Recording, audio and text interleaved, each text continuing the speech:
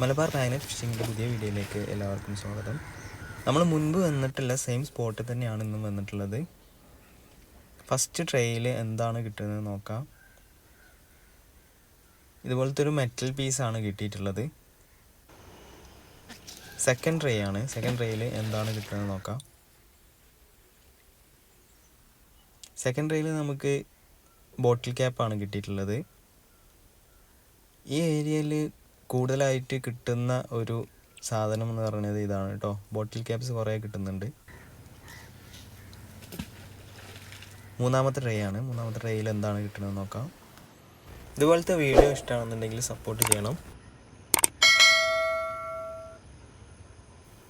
മൂന്നാമത്തെ ട്രേയിൽ പ്രത്യേകിച്ച് ഒന്നും കിട്ടിയിട്ടില്ല. നാലാമത്തെ ട്രേ ആണ്. നാലാമത്തെ ട്രേയിൽ എന്താ കിട്ടണമെന്ന് നോക്കാം കേട്ടോ.